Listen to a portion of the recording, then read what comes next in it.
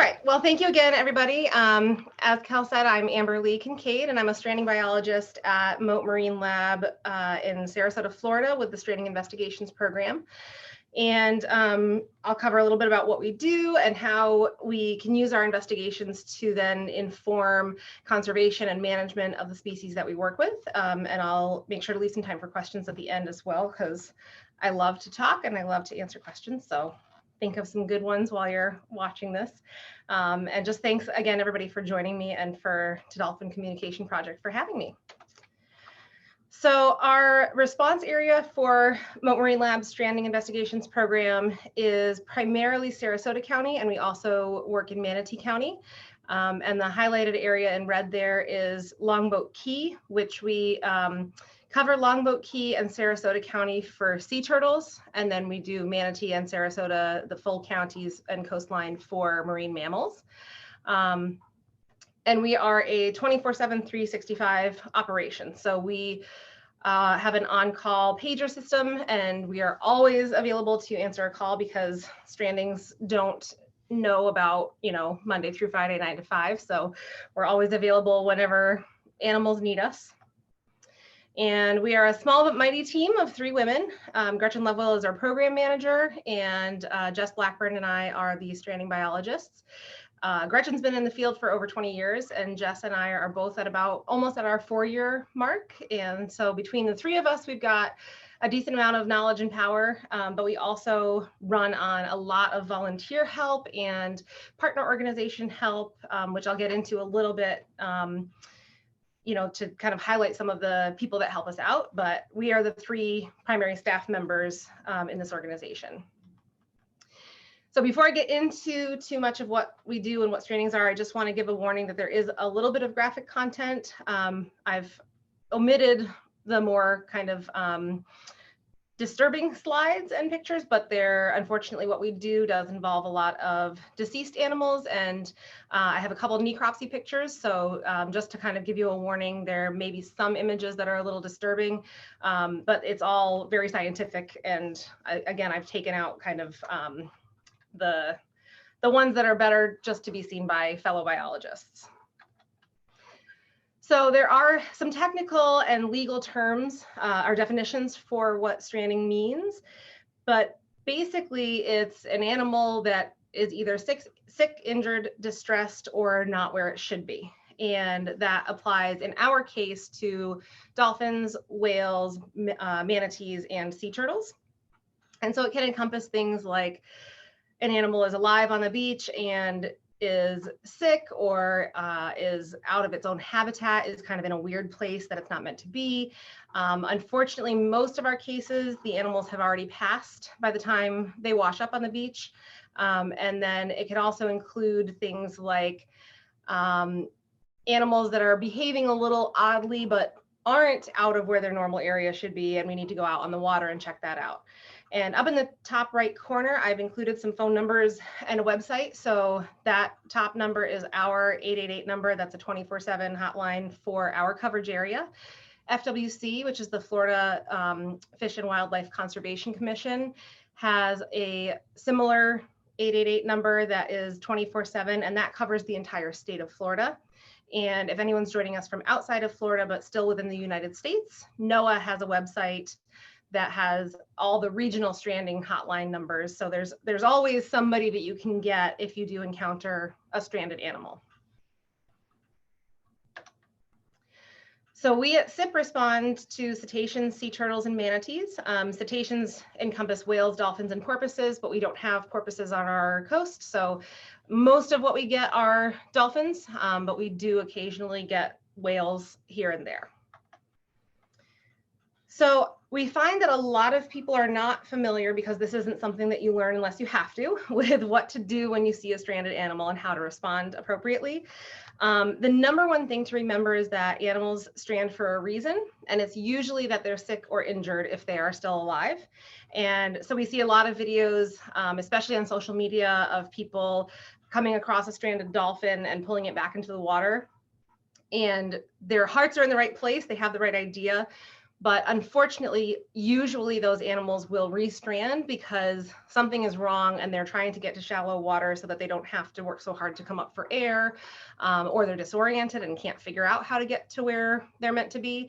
So it's really important if you see a stranded animal to initially leave it alone. They also can have diseases that can be passed to humans. It's very uncommon, but it is possible. So you don't want to go around an animal that might be sick if you don't know exactly what's going on. And a lot of these animals are a lot stronger than they look, especially if they start to panic. Manatees especially can, we call them the gentle giants of the ocean. They're not. They can be, but they're not always. So they can move really quickly and really powerfully. So we also don't want people to get hurt in addition to keeping the animal safe. So when you come across something, the best thing to do is kind of take a step back, give us a call. And one thing that's important to know is we get a lot of calls, especially around holiday weekends or in the summer or when tourists are in town.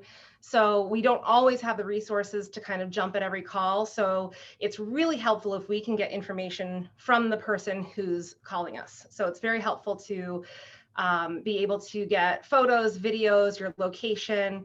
A lot of times we'll get a call from somebody who saw an animal yesterday and thought it looked weird, but they don't know where it is now. They don't have a photo. So even just a photo can give us the power to assess an animal, at least initially, and then see if there's something that needs to be done. Because we also do get a lot of calls about animals that are fine, but seem to be weird because certain behaviors will look odd. A lot of times a dolphin that's feeding looks like it's in distress because it's swimming really fast and maybe kind of going in circles or back and forth, but it turns out it's just feeding. So if we can see a video of that, we can tell you like, yep, that's fine, let it do its thing. So those are really important kind of first steps so that we can know if we need to send a team out either by boat or by land to assess what's going on. And then if we are going to come out, it's really helpful to have somebody stay on scene so that we can call you when we get there and say, what's your nearest landmark, and get exactly to where you and the animal may be. So in Florida on the Gulf Coast, these are our closest responding partner organizations. So NOAA has an office in St. Petersburg, and then Florida Fish and Wildlife have a couple offices, a couple labs close by to us. We also work with Clearwater Marine Aquarium, University of Florida, and the Florida Aquarium. And this is just a very small list of responders. These are the ones that are closest to us, but there are responders along every part of coastline in all of Florida and the entire United States coastline. So there's a partner organization somewhere to respond. So there's a lot of people and a lot of groups that go into making Strandings work. And we also, in addition to the permitted stranding organizations, we get a lot of help from volunteers. We have interns that help work with us, and we have partnered with our local law enforcement. So Sarasota County and Manatee County Sheriff's offices both help us a lot. Sarasota Police Department, Longboat Key Police Department, Venice Police Department. They all have marine units that have nicer boats than we do. So our boat is in the bottom left hand on this slide. That's our little boat. And we have the smallest boat of all of the partners. So it's really helpful that we have those resources and those partnerships when we have something either large that we need to tow, or we have a big, live loggerhead turtle that needs to be put on a boat and brought to rehab. We really could not do what we do without the help of these organizations that, between the group of us, we all have collectively the supplies and people and manpower that we need. One of our biggest and most important partners is the Sarasota Dolphin Research Program. They're from the Chicago Zoological Society, but they are stationed here at Mote. And they've been studying wild dolphins in the Sarasota Bay and surrounding areas for 50 years now. They just had their 50th anniversary last year. And what's really exciting about their work is that they do photo ID and they do health assessments.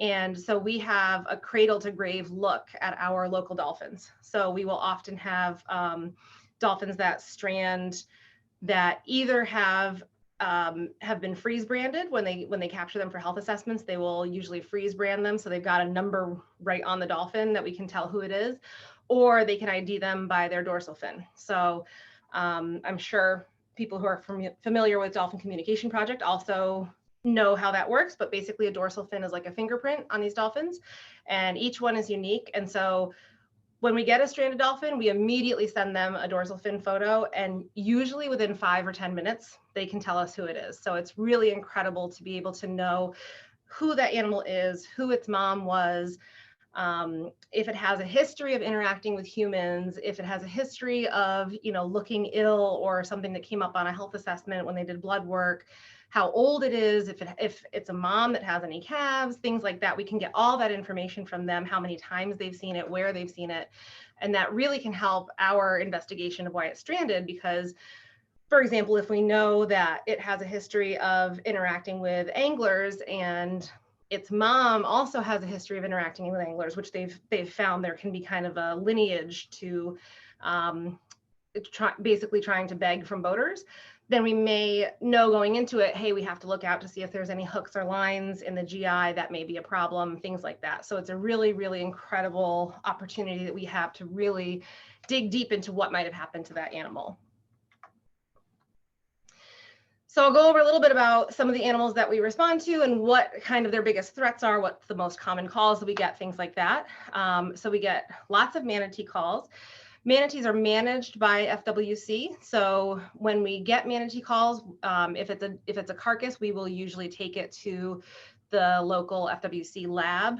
If it's a live animal, we'll assess from photos, videos, or going out on scene to see what's going on. And then we send all the information to them.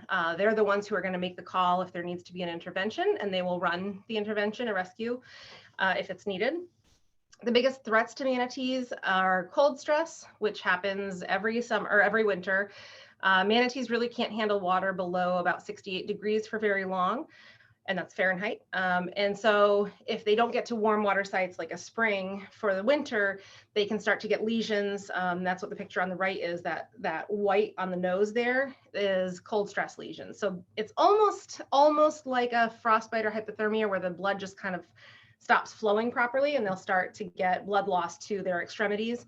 And it can get pretty nasty pretty quickly. They can get really like full body lesions. And so that usually needs some rehab time. Once in a while, if they catch it early on, they can just relocate the animal to a warm water site, but usually we need to bring them in if it's progressed at all. And then we also unfortunately have a very high rate of boat strikes. Over half of, actually now it's almost 100% of Florida's manatees have at least one boat strike scar, which when they survive is really helpful because we can do photo ID on manatees. But unfortunately, it would be ideal to have another way to ID them and not have to rely on that, but that's kind of how things have gone. And so one thing to know about boat strikes is, even though we see the scars from propellers and skegs, oftentimes the more damage is done by the hull of the boat. So when the hull hits the animal, it can break a rib or break vertebrae, which can then in turn either cause problems because you've got just broken bones in general, or pretty commonly a rib will then puncture the lung cavity and they'll get a collapsed lung. And it's pretty fixable if you can catch them in time and get them to rehab. And like I said, it's unfortunately pretty common at this point. So the vets have a lot of experience healing those wounds, but if you don't catch it in time, it can lead to infection and cause all kinds of problems. And sadly, we do lose quite a few manatees to that each year. And then there's also natural illness and disease, which I think are, because we kind of have control over the human aspect, those issues are often highlighted, but it's most common that animals die from natural causes. So I don't want to kind of brush past that too quickly, because it is important to remember that it's not all doom and gloom. There are, animals just sometimes don't make it. So, we're not wholly responsible for all the bad things that happen to the animals, but we do want to try to mitigate what we can. And then we will sometimes mitigate those natural causes too. So red tide, for example, is a naturally occurring biotoxin. Unfortunately, we believe that human activity is making it worse. Rising sea temperatures can feed the red tide and make it live longer. Nutrients going into the water from like fertilizer runoff can feed it. So we work really hard when we have a case of red tide to make sure that animal is okay. And if it's not, we take it into rehab. And those are pretty easy rehabs. They usually just need some time out of the red tide, and then they recover quite quickly. So we also get calls about things that are not a problem. We get a lot of surface resting calls. Manatees are pretty chill most of the time, so they like to spend a lot of their time resting, so they'll float at the surface. Sometimes they'll do that if they're a little bit chilly and they need that sunlight. They also do it if they've got some gas. Manatees are a lot like cows. They eat vegetation, and so a lot of it ferments in the GI, and they have a lot of gas. So sometimes they'll just kind of float to the top and wait for it to go. We also get a lot of mating herd calls, and this happens pretty much in the summer, but mating herd season is usually like, we'll start getting calls around like March or April, and we can get calls as late as October. And so what happens when manatees mate is it's usually one focal female, sometimes there's two, and then they'll have 10 or more males pursuing the female trying to mate.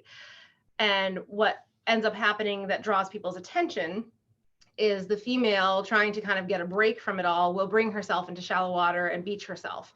So then you've got this a literal herd of manatees on the beach kind of flopping around, and it looks very distressing, but it's actually a completely normal behavior.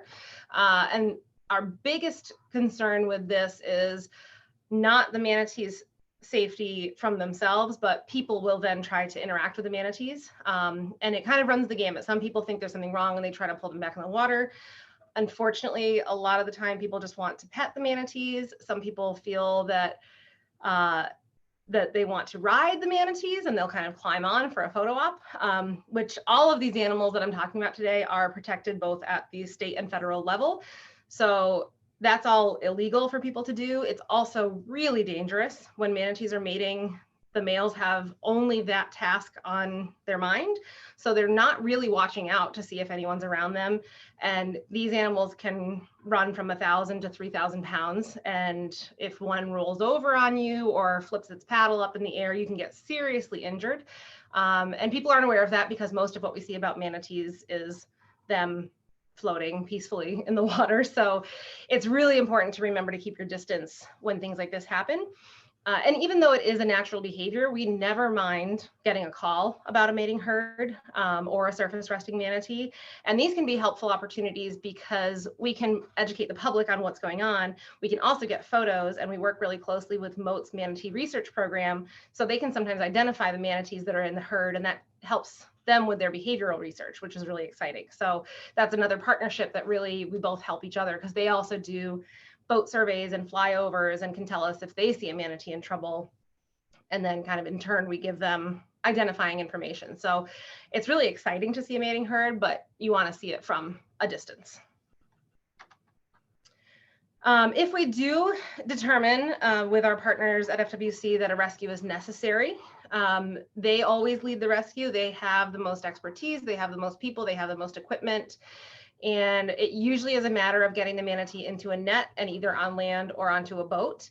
And it usually requires a ton of people. And you want people who are pretty experienced because manatees are unpredictable. They can be really dangerous, and there's a lot going on in usually a pretty tight space.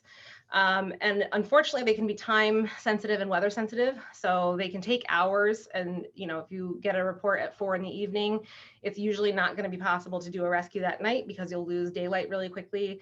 We're obviously not going to send people out in a thunderstorm to rescue a manatee. So there's a lot of logistics that go into any animal rescue, but especially manatees, because it can be so time and labor intensive. And sometimes it takes us weeks or months to track down the manatee, get it to where it's in a feasible spot, get the crew ready. Usually does not take that long, but it has happened where we've tracked a manatee for a long time before it's finally where we can actually even get to it to rescue. So it's, again, a very collaborative effort. Sea turtles are our most common calls, not marine mammals, but we are permitted for sea turtles in addition to the marine mammals that we rescue and respond to.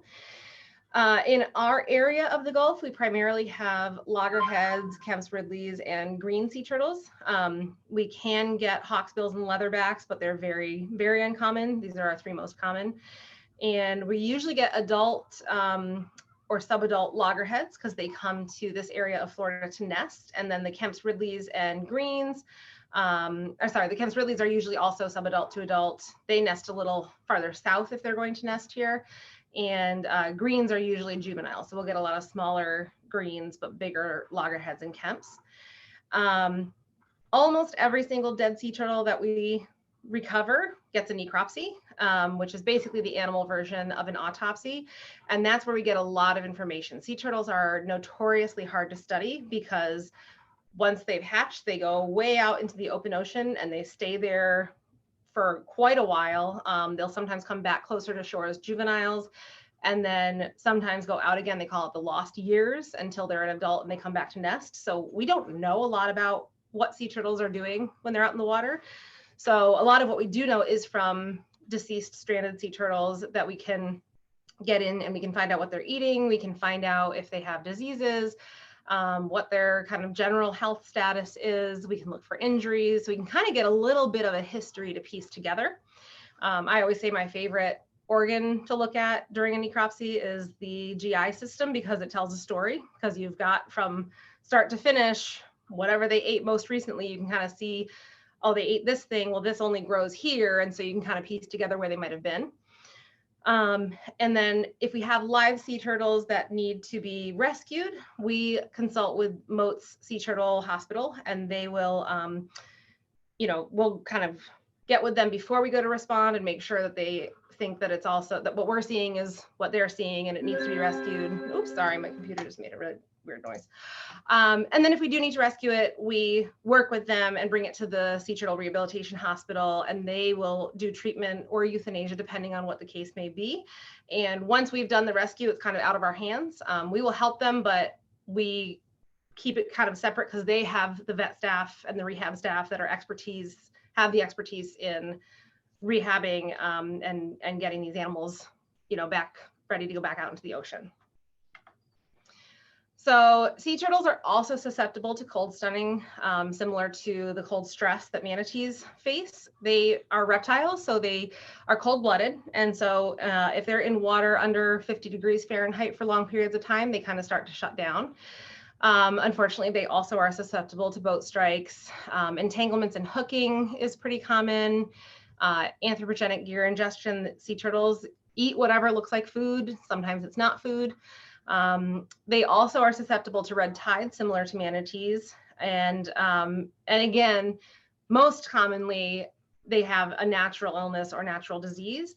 Very common, especially in green sea turtles, is fibropapillomavirus. And this is a herpes virus that it basically is like a cancer, and it causes tumors all over their body and kind of saps their energy. And depending on where the tumors are, we have a great team that in the rehab hospital that can do laser surgical removal of the tumors.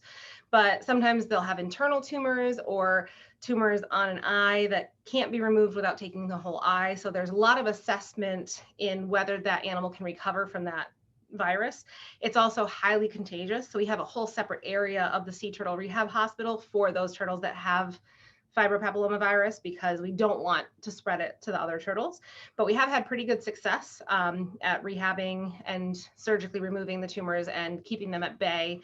And we have found that they don't tend to have the tumors as adults. So if we can kind of get rid of those tumors and abate the virus when they come in as juveniles, we think they've got a pretty good shot at making it to adulthood, which is really exciting. And then our dolphins, this is kind of the least number of calls that we get and the least number of recoveries we get, but the highest profile, because again, we work with the Sarasota Dolphin Research Program. Dolphins are also a highly charismatic species. Everyone knows and loves them. So these ones, fortunately, we get a decent amount of funding to investigate dolphin strandings, which is nice. So we have the luxury of having a whole team throughout the United States of people, veterinary pathologists and biologists that will do different testing on different tissues. So we can really make the most of our dolphin necropsies when we do have to recover a dead dolphin. And there are also some rehab facilities. Mote will sometimes do rehab. We do have a dolphin and whale hospital. Currently, we're closed for rehab for some work that's going on in our tanks, but we have SeaWorld as our closest partner for dolphin rehab. So we have brought dolphins to them before. And they face a lot of the same threats that sea turtles and manatees do. So entanglement, hooking, gear ingestion, red tide is also a problem for dolphins. And again, natural illness and disease, just like everybody else. And then we also will get calls about dolphins that are in distress, but they're not. And so, as I mentioned earlier in the talk, this is where it's really, really helpful to have photos or videos. And we also will sometimes dispatch volunteers to kind of go check out and see what's going on before we respond to see if it's something that actually needs our help or if it's a normal and natural behavior. And a lot of times the dolphins in Sarasota Bay, we have kind of like different little communities that do different things. So for a while, a couple of years ago, there was a juvenile dolphin that for some reason just really liked to lie upside down, belly up for periods of time. And so we would get calls about like a dead calf and it was alive. It was just being weird. So, so it also helps knowing the Sarasota Dolphin Research Program. They know that that dolphin does that and it lives in this area primarily. So we're able to kind of like, we think it's that one, and then it rights itself and goes on its merry way. So, and I'm not convinced that they don't do that on purpose just to mess with us, but that's another talk.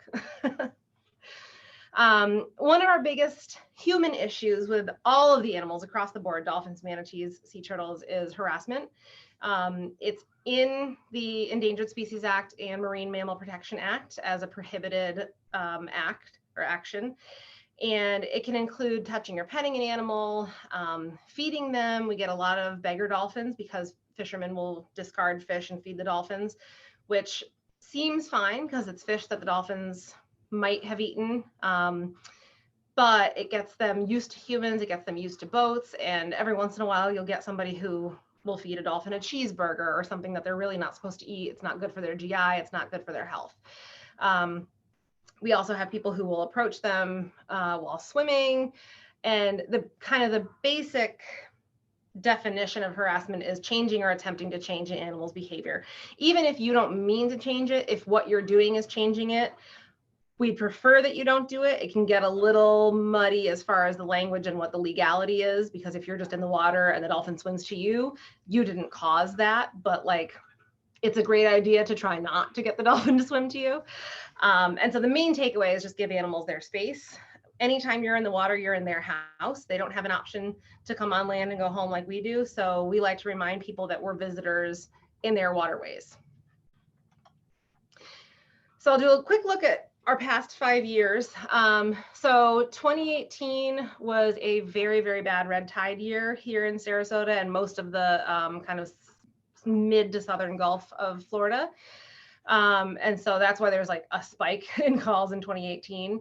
But the top graph kind of shows when we get calls. So we get an almost 50-50 mix of calls that are Monday through Friday, 9 to 5, and calls outside of those times. So like I said, animals don't care when we're at work. They're going to strand when they're going to strand, which is why we always have somebody on call. And most of the calls we get are sea turtles, followed by manatees and then cetaceans. And we get a lot of quote unquote other calls because people will call us for anything because we can always find who can help with whatever animal. So we get a lot of birds, hatchlings, sea turtles, non-marine animals. We get a lot of just regular turtle calls.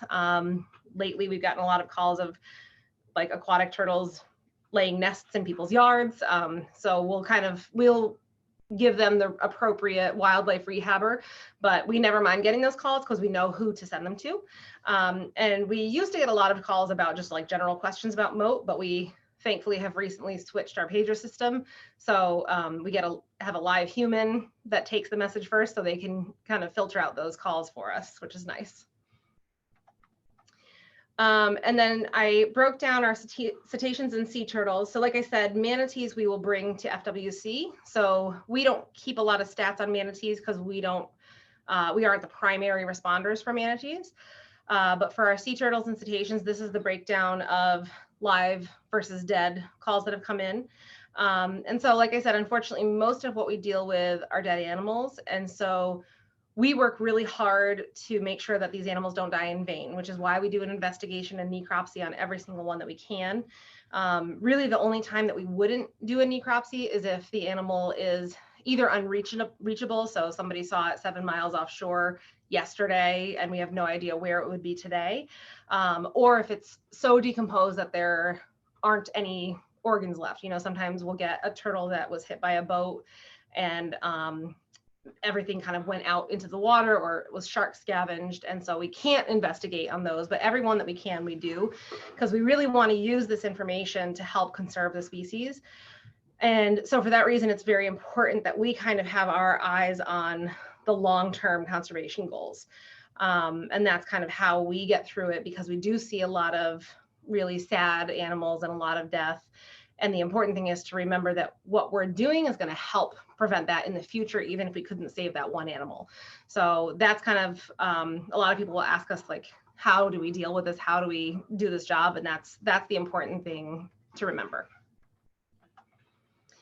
So when we get an animal, we do several different examinations to assess health status. So we start with an external workup. We do measurements. We look at any injuries. We can tell nutritional status, if it was emaciated or well fed, things like that. And then we'll do the internal exam, or the necropsy. We can investigate every organ system, see if there were any injuries, any disease processes that are grossly visible, so visible to the naked eye. We do GI contents. Sometimes they'll ingest things that are inappropriate that are still natural. So we've had a couple dolphins that have choked on snook that are too big. Snook is a kind of fish, and they'll just kind of go in and their eyes are bigger than their stomach. And unfortunately, once it's in, sometimes they can't dislodge it and get it out. So inappropriate ingestion can apply to both natural or human caused. And then, depending on the quality of the tissue, if the animal is pretty fresh and we've got funding for it, we'll do histopathology, we'll test for toxins. And by we, I mean the royal we. We don't do that here at Mote. We take the samples and send them out to the experts and the labs that do those kinds of testing. They can test for contaminants, viral, bacterial loads.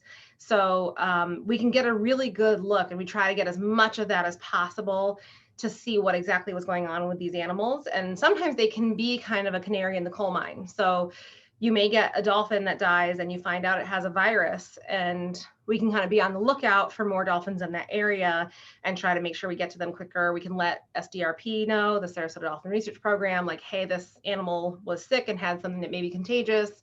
Keep an eye out on your dolphin. So it kind of can give us a heads up.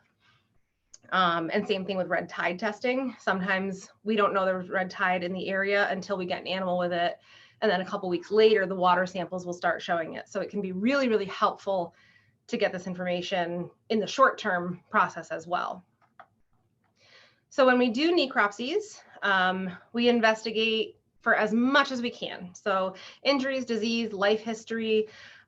We can even kind of just get a sense of what's normal for these species. So like I said, GI contents, we can tell what most of the loggerheads in our area are eating. And we can then combine that with lab testing if necessary. And there's a forensic component to it, which I find really exciting. So the bottom right picture, these are two pictures of the same half of a dolphin's fluke from last year. It was early last year that this dolphin died. It actually was right near Mote, and we went and recovered it. And on our gross examination, we saw what looked like possible net marks on the fluke. And we worked with the Sarasota Sarasota County Sheriff's Office with their forensics unit, and they allowed us to bring this piece of fluke into their lab, and we looked at it under all these different special infrared lights, and we were able to better see the underlying tissue and see that there were net marks. So we were able to determine that the cause of death was that that animal unfortunately had gotten its fluke caught in a net underwater. They call it acute underwater entrapment. And so those kinds of components, you know, we put a lot of work into fine-tooth comb examinations so that we see things like that and then can really determine what happened and what's going on out there for our animals. We also will investigate skeletons. The Ruth DeLynn Cetacean Osteological Collection is Mote's collection of basically dolphin bones. It's the largest dolphin and whale bone collection in the US. And what we do with these is we will preserve the bones after we do a necropsy. And we'll do this if it's a known animal to SDRP's population, or if we are suspecting some kind of trauma or something doesn't seem right with the bones as we're kind of taking the tissue off the animal. And so this has enabled us to tell if there were any past injuries, if there's healed broken bones. We can look at arthritis, osteoporosis, scoliosis, things like that. So it's a really, really cool way to just get a deeper look at what's going on with our dolphins. So I have a couple of case studies to talk about that highlight how we can use what we learn in our investigations for conservation. So the first one is an animal that was known as Speck to the Sarasota Dolphin Research Program and was recovered at the kind of in the beginning or early middle stage of red tide in 2018. This is a massive event. It killed tons of animals, unfortunately. There were fish kills everywhere. It was a really, really tough year. And so this animal had nothing externally that looked wrong. It was pretty decomposed, as you can see in the picture on the left. That's my coworker Jess recovering it from the ocean. And so it was decomposed enough that it was a little bit hard to get a really good look at all the organ systems. But we sent everything off for red tide testing, and it had a humongous amount of red tide present in its tissues. So we knew that red tide was what killed it. And that kind of investigation was really helpful for saying, here's how much worse red tide is this year than last year or previous years. And for saying, you know, we can't get a great look at this dolphin because it's so decomposed, but we are able to tell still what killed it, which is it's very frustrating when you don't get that finding and you don't have a smoking gun or you don't have a suspected cause of death. So it's helpful to know those kinds of things. So we can at least test for red tide, at least tell it died from that. So, you know, that one wasn't in vain. And so these kinds of things can help us let, you know, the governing organizations and management know, here's what's going on with red tide in our county, in our area, to our animals. And then they can see kind of how red tide is progressing over the years. And like I said, we are suspecting that it's getting worse due to human activity. So all of this is really important. And again, they're kind of the canaries in the coal mine for that kind of increase in severity. This one just happened this year and was interesting and unfortunate. This was on January 1st of 2021. There was a sailboat race in our coverage area, and one of the racers on his way back from the race found this dead dolphin and called it in. And it was another known animal to Sarasota Dolphin Research Program. Its ID is LNL2. And this is a picture of it after we brought it into the lab. It was pretty fresh dead, and there were no signs of trauma, no external lesions. I mean, nothing that looked out of place. It was a pretty good looking dolphin. And then we cut into it, and it had about 2 liters of blood in the pleural cavity, the lung cavity. And this is a picture of its lung, and there's a laceration right down the middle. And so we were kind of racking our brains because there was no sign of trauma. There were no broken bones, no broken ribs, like nothing else really wrong with it. So we were pretty confused, pretty mystified. And so we sent off some lung tissue along with all of our other samples for histopathology, which is basically tells us what happened to the cells while the dolphin was alive. In the meantime, we found a paper about a young boy in the 1970s who had experienced trauma and had no external signs of trauma, no broken ribs, but also had had a lacerated lung. So I took that to my boss and I was like, I think this might have been what happened. And sure enough, histo confirmed that it was a blunt force trauma injury. And so we think it was a young enough animal. We knew its age. I can't remember its exact age, but it was like a late juvenile, early subadult. And so it's young enough that its bones were probably still a little bit pliable. And so the force wasn't enough to break any bones. It probably didn't have time to develop any bruising or hemorrhage before it bled out. And so we would have been kind of like, maybe we have an idea what killed this, but now that we have the histopathology back, we're sure what killed it. And unfortunately, it was most likely a boat in the sailboat race hit it. But that kind of information now can tell us maybe these sailboat races need to have a marine mammal observer in the area to make sure that there aren't any animals that could get hit. We're about to have in the Sarasota July 4th weekend, or I think the weekend before, we have a big boat race that goes on, and they have observers for that exact purpose. So if they see any animals along the track, they stop the races. So it's really good to have this kind of information, as sad as it is, to inform how we run things like that and what the priorities are for those kinds of events to make sure this doesn't happen again. This is a really exciting story. JT was an adult male loggerhead that we rescued in 2020. And he was caught in a crab pot, and he had pretty severe lacerations from the crab pot on his flippers and around his neck. And he would not have made it very long if the citizen who saw him hadn't called in.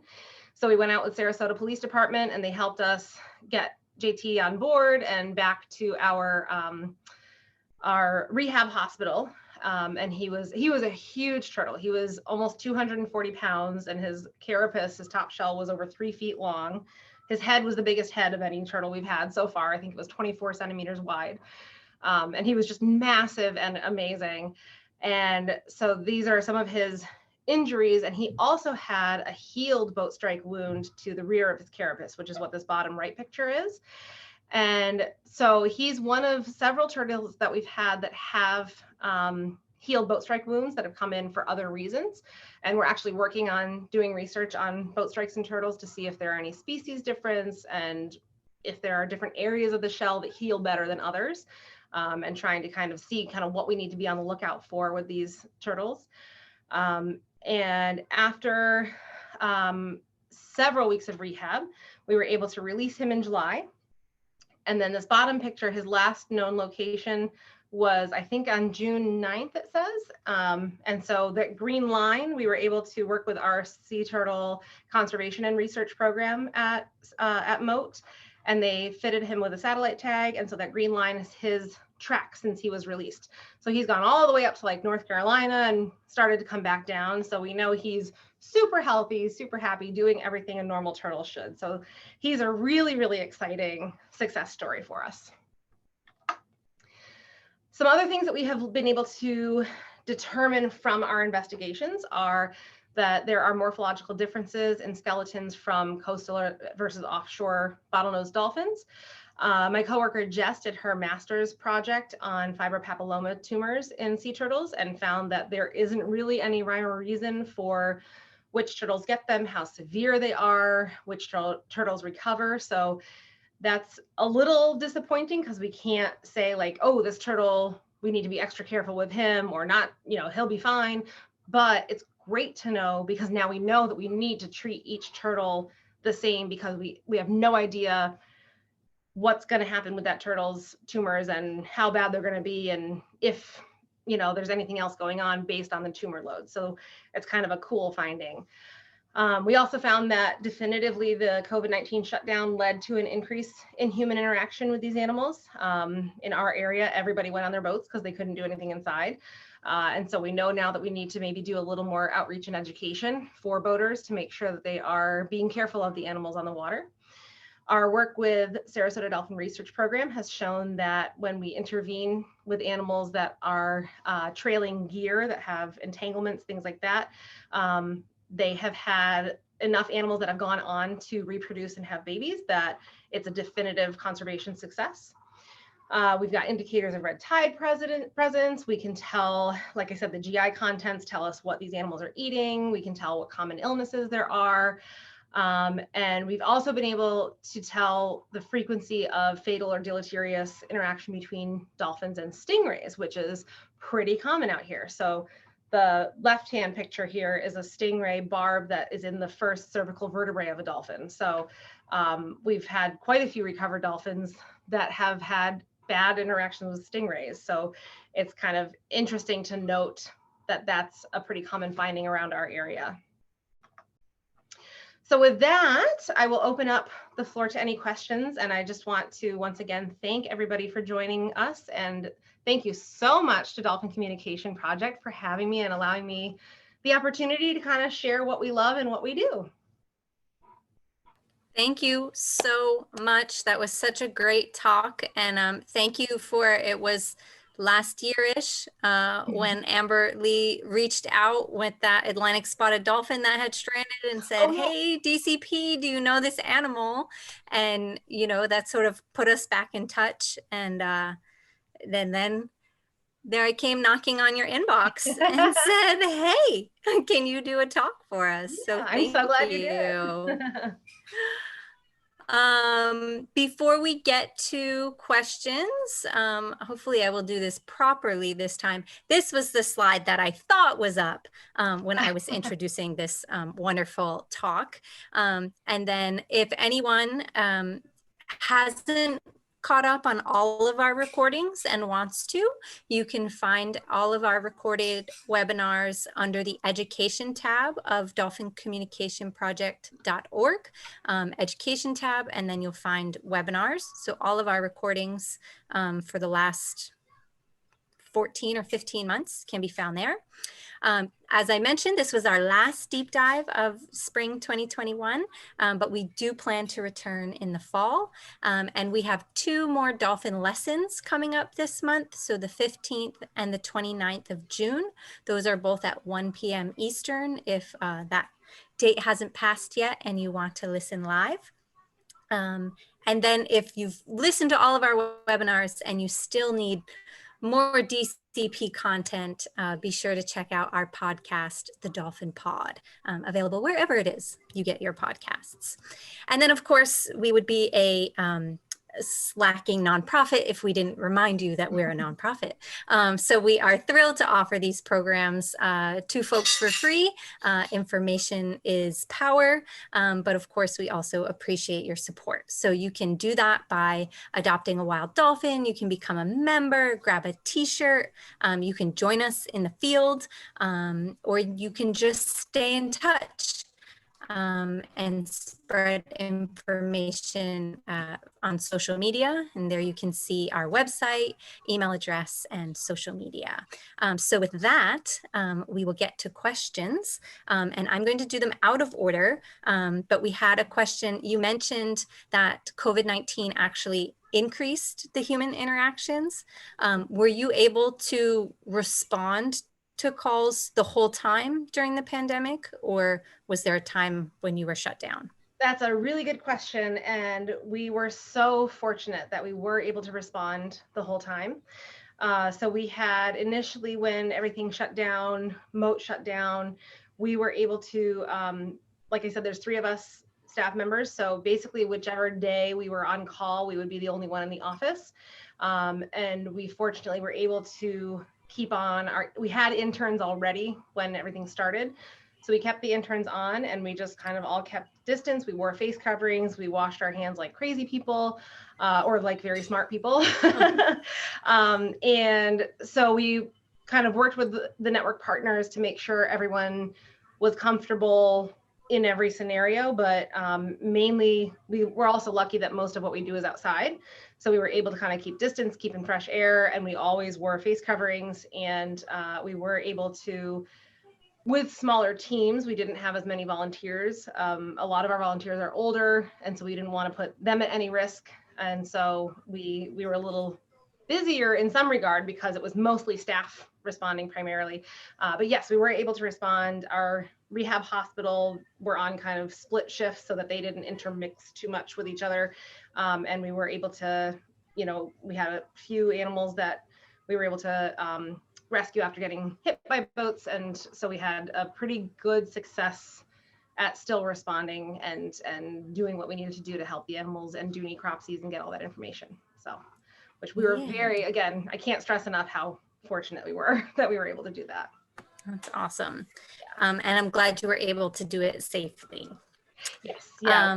Human safety is, we kind of forget to highlight it, but it is very important in addition to animals. You can't save animals down the line if you're not still around and safe to do it. So, Eric mentioned that he had read that about 1/10 of dolphins in the Sarasota area have suffered some sort of injury from a boat strike.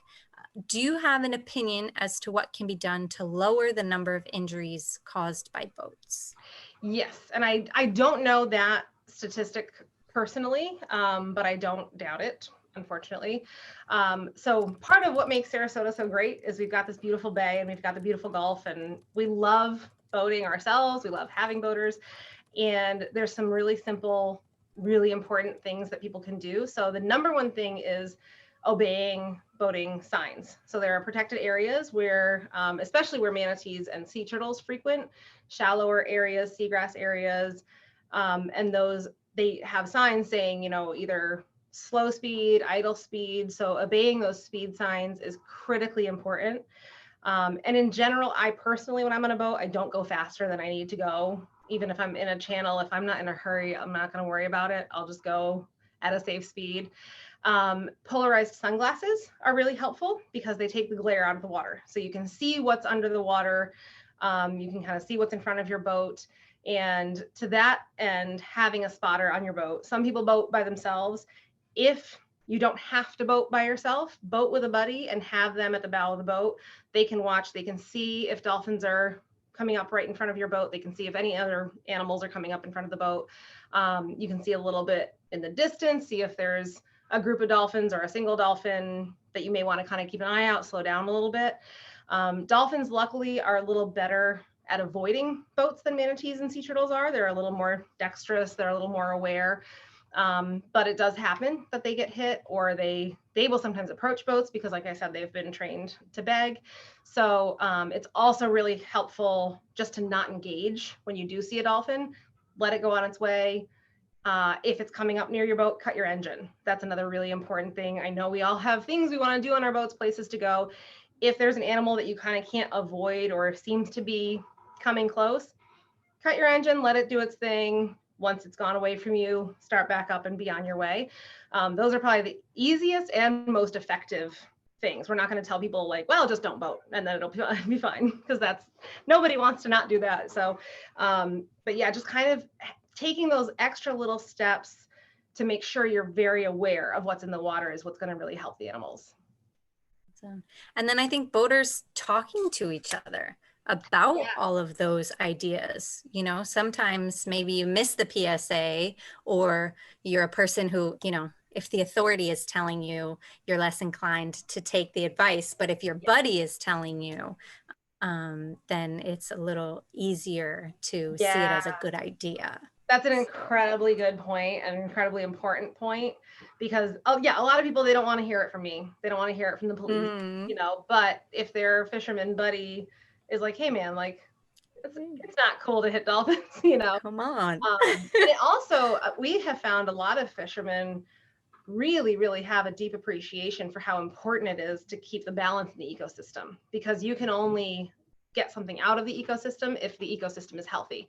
So also reminding people that keeping dolphins and other animals safe and alive will then help their fish population is a really good selling point that will kind of be the light bulb moment for a lot of people. Jenny is wondering, back in the Necropsy room, if you have the capability or perhaps the funding to do it, to do MRI, CT, radiography. Is there any of those part of your Necropsy process? Yes. Hi, Jenny. Yeah, so we work pretty closely with UF, where I actually used to work. I was the stranding coordinator there. And UF has an MRI and CT machines that we can use. And so it gets a little hairy because we have to then transport an animal up there, which we haven't done with any live animals, but with deceased animals, if there's a question about maybe a stingray barb that we can't see, or, you know, barotrauma, something we want to see in the skull or in the ear bones, we work really closely with them and have had the incredible opportunity to get up there. And it's one of those things where we don't have direct funding, but the funding always manages to work itself out. So, and a lot of that is UF helping us out. So, and the nice thing about a field like this where people really love and care about what they do is that we are sometimes limited by our funding, but when there's something that we really need to do for the good of the animal and the good of conservation, people figure it out. And where there's a will, there's a way. So we don't always have funding for, like, you know, it'd be great to have 17 staff members and 4 boats and all this. That's not always going to be possible. But if there's something that we really are questioning and the only way to find out is through a CT scan, we can get up with UF and somewhere someone will find us the money, which is really awesome. So yeah, good question. And I totally forgot to mention that, but that can be a really important part. Excellent. I know I'm going to try and sneak in 2 more questions, and Nicole, let me know if you intercepted any. Does your decision, Mote's decision, and maybe even you can speak to the other organizations in the state, does the decision to intervene depend on whether a species is endangered or not? Sort of. So we primarily are concerned, well, I don't want to say primarily. We are in many ways concerned with overall species conservation, but we are also very concerned with individual life quality. So every animal that we work with is technically protected and either endangered or threatened. So that kind of makes it easy because we can just say every animal needs help. There are those who would argue that, you know, lucky for us, bottlenose dolphins are abundant in our area, but we still they're not safe enough that we can just kind of let something go. Yeah. So most of our interventions with cetaceans are bottlenose dolphins. And so the decision to intervene is less about the species and usually comes down more to potential success. So is it worth intervening? Does the animal need it? We have an animal I think it's pretty much been residing in Tampa Bay that had an entanglement around the dorsal fin that SDRP actually remote disentangled some of it, and the rest of it is not likely to compromise its quality of life. So it's not worth the stress of putting a net around the animal, pulling it on board, or holding it in the water, disentangling it, just to kind of save the integrity of the dorsal fin, which is already kind of messed up from the line. So things like that, we may just say, you know what, this animal is going to live. It's probably not terribly bothered by the remaining line. And it would be so stressful to that animal to intervene that we're going to let it go unless we see that it progresses or something gets worse. But if it's something where, you know, a lot of times the fluke entanglements cause so much drag that the animal can't keep up, it's expending more energy than it's taking in. And if we've seen it pretty regularly and we know we have a good chance of getting hands on it, that'll be what is kind of more of the green light for an intervention. So it's usually more about potential success and the consequences if we don't intervene than about species conservation status as a whole. Thank you. And then our last wrap-up question. Someone was wondering if the Sarasota area saw any issues either immediately following, which I know was before you were there, or in the long term that were related to the 2010 Deepwater Horizon oil spill in the Gulf of Mexico. That's a great question. So yes, actually my position is funded by the settlement from that oil spill. So all of the Gulf Network Stranding partners got funding from that settlement. And we don't have a great idea of a lot of the consequences because we realized when that oil spill happened that we weren't really studying we weren't getting baseline data. So a lot of what the funding is going to is kind of collecting baseline data now. I believe there have been some papers published, and I apologize, I don't have a lot of good information offhand, but there have been some findings. There were, of course, a lot of animals immediately oiled. There were a lot of sea turtles that actually came to Mote after being recovered from oiling that needed a little rehab and some kind of downtime here before being released.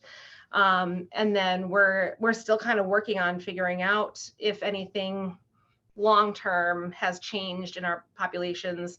There were some concerns about food diversity, how the fish population would then affect the dolphin population. And a lot of that information is kind of still coming in. But what I can do, I'm going to type my email in the chat. And if anybody wants to email me about A, any other questions, or B, specifically that, I can find you the papers that Awesome. will tell you more of that information for sure. Thank you. Of course. And with that, I know we started a little late, but we went a little late. So I will just thank you again so much for contributing this talk to our lineup. We appreciate your time and your insights. Thank you to everyone who joined live, and thank you to everyone who's listening at a later date. We appreciate all of you, and we look forward to the next DCP webinar. Thank you so much, guys. Thank you.